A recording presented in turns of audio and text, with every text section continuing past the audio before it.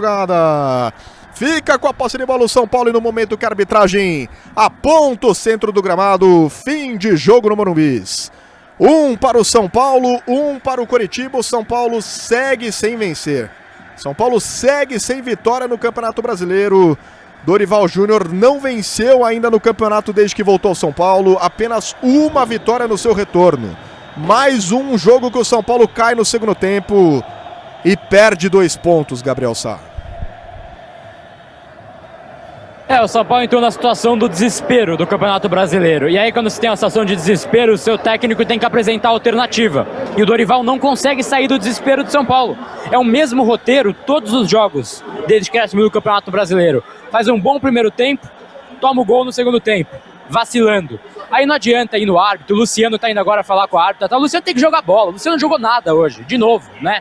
Vai lá, tentar gritar, mostrar alguma coisa. O fato é que o time do São Paulo é um time limitado de opções. A torcida do São Paulo fez tudo o que podia hoje, encheu o estádio, não abandonou, fez tudo o que podia. Muitas vaias agora aí aos jogadores do São Paulo e tem que vaiar também o Dorival, que não consegue apresentar saída para o time. E hoje o resultado é muito comprometido pelo Rafael.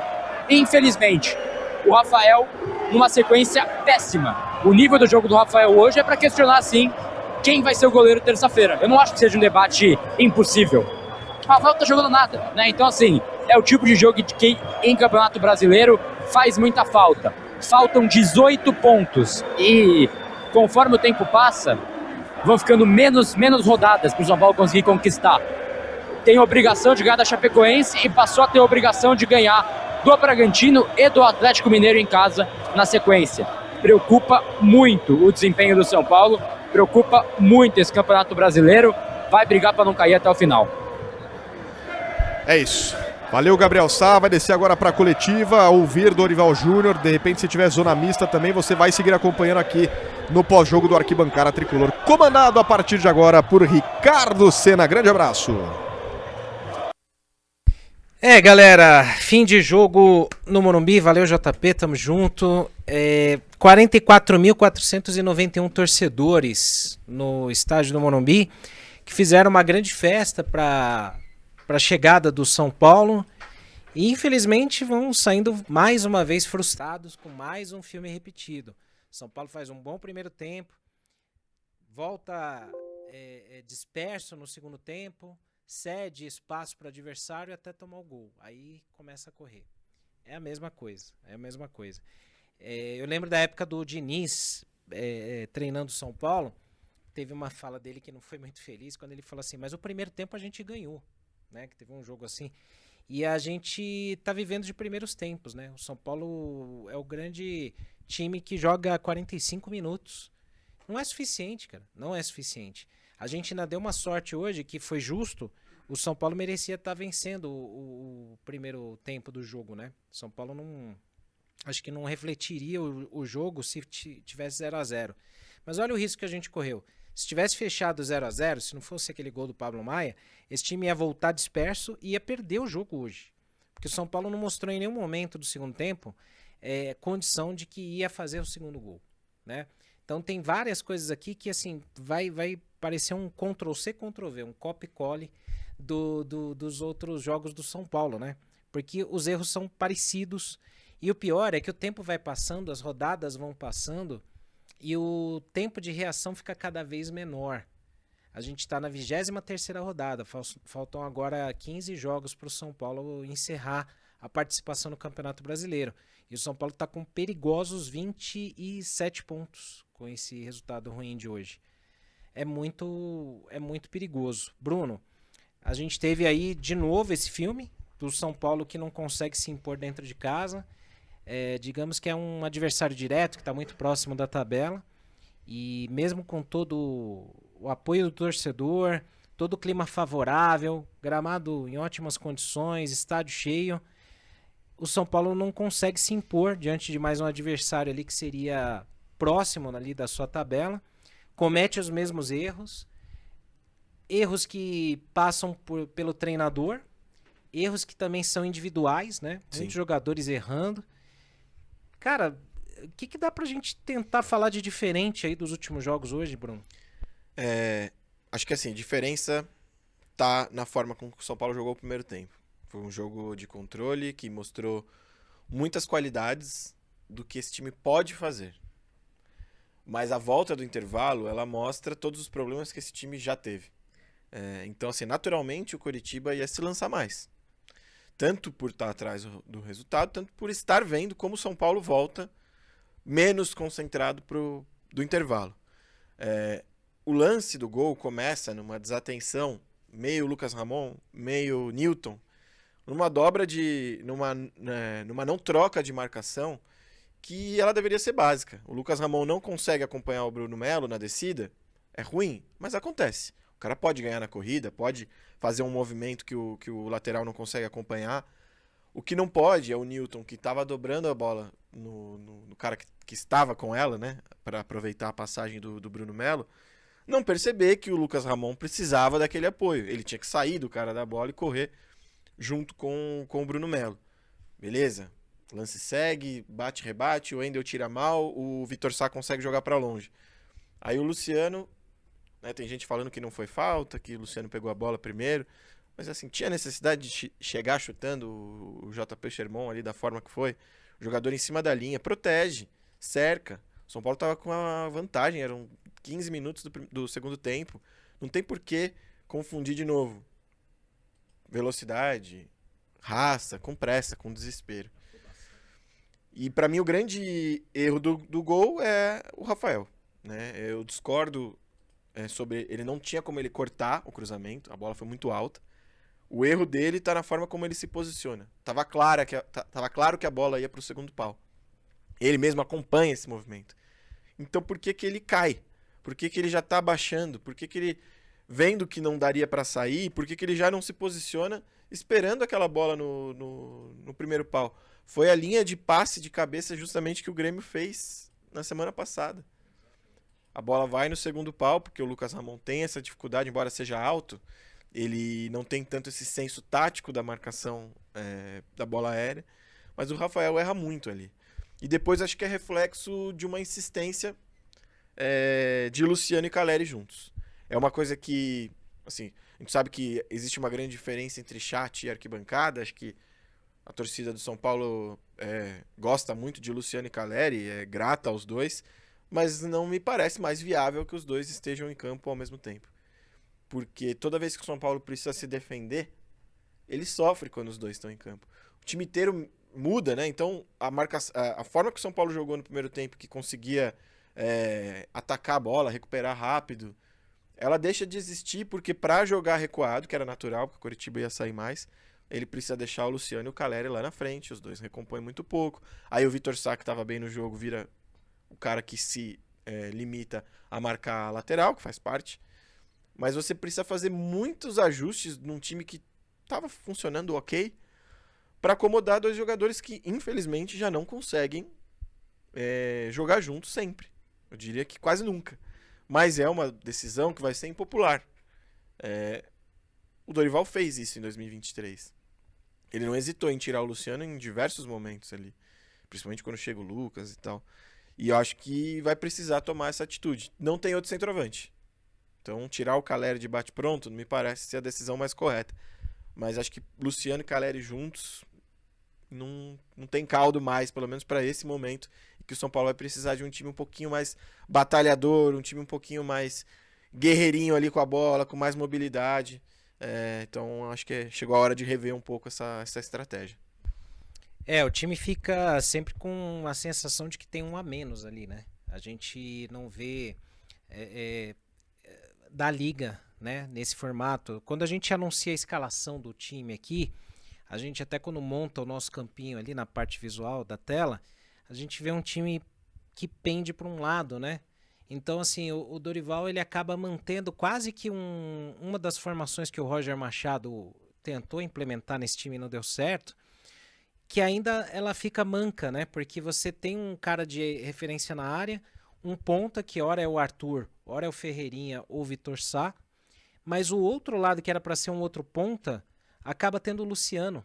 ele tem que acomodar o E Luciano. ele nem fica ali, né? E nem fica. E os melhores momentos do Luciano são caindo um pouquinho pela direita. Então, por exemplo, hoje, como voltou do intervalo com o Vitor Sá, se o Luciano tá ali ocupando aquele lado direito, já faria algum barulho. O Bruno Melo talvez não tivesse subido na bola que antecedeu o gol. É isso, é um monte de malabarismo para acomodar, beleza? São dois caras pesados, né? A famosa hierarquia ali do Paton Bausa, mas assim, tem hora que isso não se sustenta mais. Para mim, tá claro que chegou esse momento. Tá muito evidente, né? Que não tá funcionando, que não tá dando liga, né? E assim, olhando aqui o chat, a gente tá passando por aqueles momentos que a gente costuma falar assim, sabe, quando morre alguém próximo, que você tem a fase de negação, de luto, de raiva, Aceitação. tristeza, aceitação. A gente tá vendo aqui a galera, tem muitos colegas aqui falando assim, eu já não tô com raiva, eu tô com medo, eu tô assustado. Porque a gente tá sentindo aquele prenúncio de coisa ruim. E volta no que eu falei mais cedo, o São Paulo em todos esses momentos de luta contra o rebaixamento, desde 2013, tá falando 2013, 2016, 2017, 2021... Acho que é isso, né? Os outros não... Quase um ano sim, um ano não. Os outros não foram tão claros assim. O São Paulo teve a fase ruim muito cedo. Deu tempo de recuperar. Essa é a primeira vez que o São Paulo tá em queda livre, entrando no segundo turno. E isso é preocupante. Pro time grande, pro time gigante, a pressão é muito maior nessa hora. Porque normalmente o que acontece? Você entra na fase ruim cedo, tem, como você falou, dessas fases do luto. Primeiro a torcida fica brava, ela dá uma largada. Daqui a pouco ela fala, não, deixa eu puxar. E aí você tem esse tempo de se reerguer. O São Paulo tá em que momento? Então aí hoje, perde uma chance contra um adversário que não era fácil, claro, mas assim, perdeu uma chance de conquistar pontos importantes que aliviariam ali na briga contra o rebaixamento. E daqui a pouco vai fazer um clássico na Vila Belmiro. E daqui a pouco vai ter mais shows ali no fim do ano que... mas ganhou mais dinheiro porque eram datas justamente... cara, mas... E o peso do clássico, porque você tem dois clássicos, né? Contra o Corinthians e contra o Palmeiras fora. O clássico ele te joga lá em cima se você ganha, mas ele te afunda se você perde. E o São Paulo vai ter um como mandante, dois, né? Se pegar o Santos ainda ali. Mas como mandante fora da sua casa. Então a gente não tem a menor ideia do que pode acontecer num São Paulo e Corinthians na Vila Belmiro. Mesmo que qual que é o torcida, ambiente, né? Qual é o ambiente, qual é o clima? Quem vai? O pessoal vai abraçar, vai querer ir? Mesmo que lote vai dar 10, 12 mil pessoas, vai dar um clima de casa do São Paulo? A gente não sabe. E talvez até dê, assim, o ambiente pró-São Paulo, mas não vai ser certamente um ambiente contra Corinthians, entendeu? Você vai estar muito mais... O Corinthians vai ter uma preparação certamente muito diferente do que teria para um jogo no Morumbi. Os dois são visitantes. Exato, essa sensação. Exato. Então, assim, acho que essa questão da escalação ela é importante. Acho que o Dorival vai precisar rever. O Luciano deu uma certa esperneada no banco ali. Não sei como isso vai repercutir também. Eu vi no chat também muita gente criticando o Caleri. Não achei que ele foi mal hoje. De jogos recentes, eu achei que do pouco que o time acionou ele muito pouco. Muito pouco. Ele conseguiu criar. Ele teve uma boa chance. O Morisco fez uma baita defesa. Acho que a troca do Iago pelo Wendel ela vai acontecer.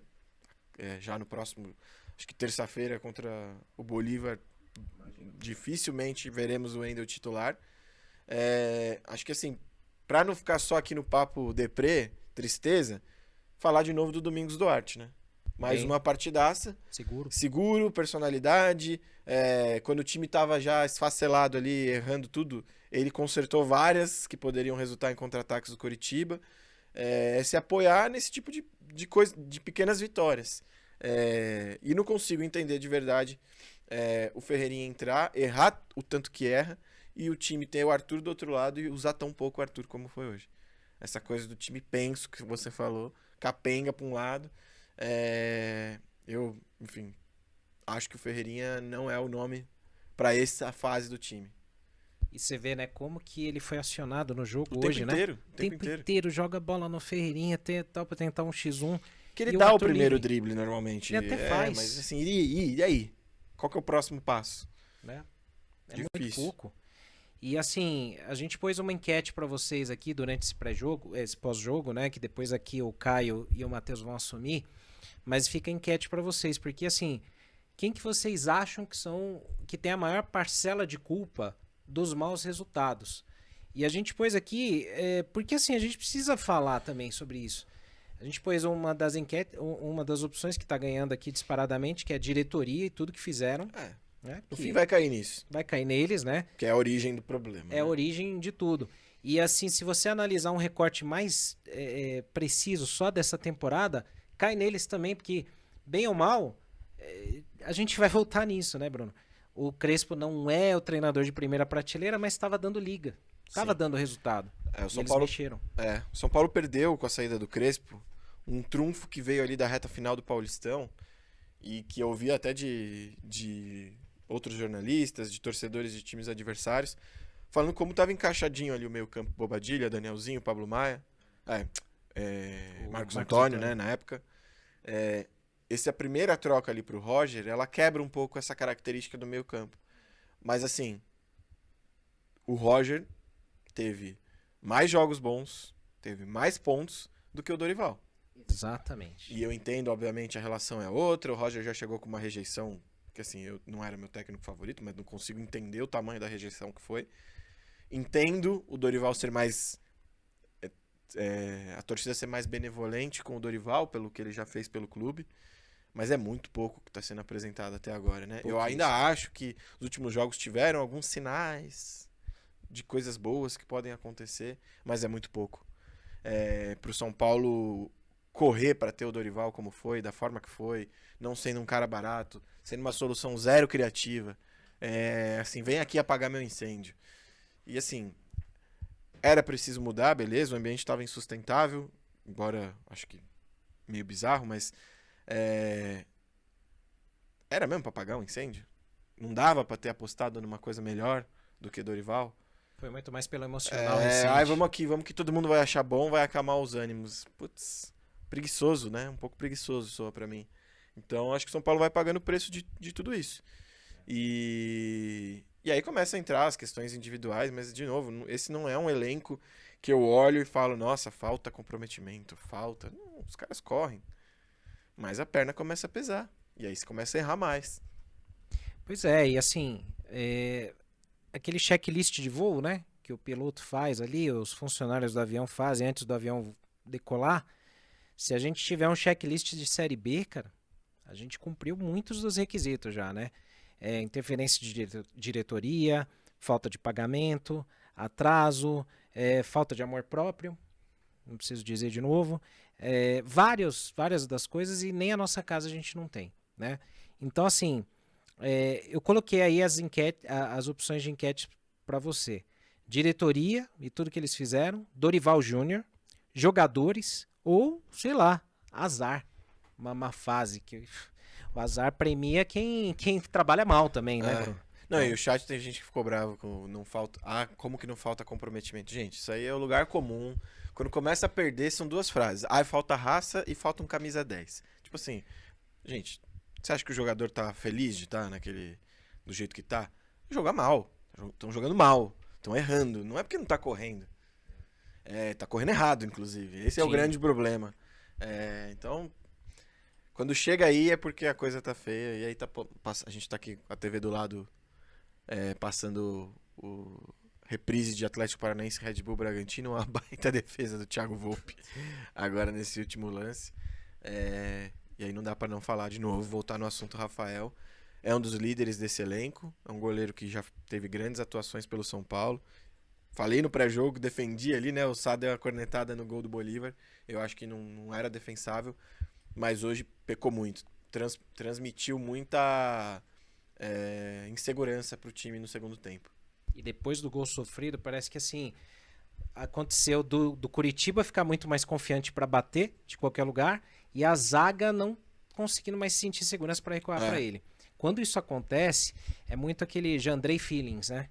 Você fala, porra, é o Jandrei ali, eu não vou recuar a bola, eu tô mais pressionado. E tem um lance do Arboleda ali que ele trava, porque ele fala, mano, pra quem que eu toco? Ele ferra o Arboleda duas vezes, né? Uma ele dá um petardo ali, um chute sem noção nenhuma da força, o Arboleda tentou ainda dominar, a bola saiu. E a outra é aquela que o Arboleda domina de costas, outra defesa do Volpi. A Arboleda domina de costas, com 2 jogadores do Curitiba cercando ele, aí ele erra o domínio, consegue até consertar ali, mas o Rafael, com a experiência que tem, ele não pode ser o cara que gera essa instabilidade. Acontece, falhar acontece. Nesse tipo de lance ainda que foi do gol, essa bola viajada, ela é uma falha que pode acontecer. Aconteceu com o Rogério, já aconteceu com o Zete, já aconteceu com todo mundo. Agora, o pós é que não dá. Ele não pode se desestabilizar dessa forma a ponto de atrapalhar a saída de bola do time, de gerar essa coisa do Curitiba mais do que, né? O time, você falar pro Curitiba, não, vem que tá fácil. Vem que tá fácil, chuta que eu aceito. Ou me pressiona que eu vou errar. E foi isso que aconteceu. O São Paulo no primeiro tempo conseguiu controlar o jogo e reagir rápido, não deixava o Curitiba ficar com a bola. De novo, era normal que o Curitiba ficasse mais com a bola no segundo tempo. Mas por que deixou de morder? Pois é. E muito cedo, né? Muito cedo. Muito né? cedo. A recuada que o São Paulo dá no jogo é muito notória. E todo mundo que enfrenta o São Paulo já sabe que vai acontecer isso. Enfim, bem complicado. Não gostaram que eu falei do Volpe, foi mal. Ah, não. É brincadeira, né? Ninguém Você acha que eu queria o Volpe de pelo volta? amor, não. É porque coincidiu de na hora que a gente vai falar do Rafael, ele mete 2 defesas aqui que fala, pô, ainda mais o Volpe que fez o que fez no jogo contra o Corinthians, né? Pelo amor de Deus. Calma, né? pessoal. Calma. Mas...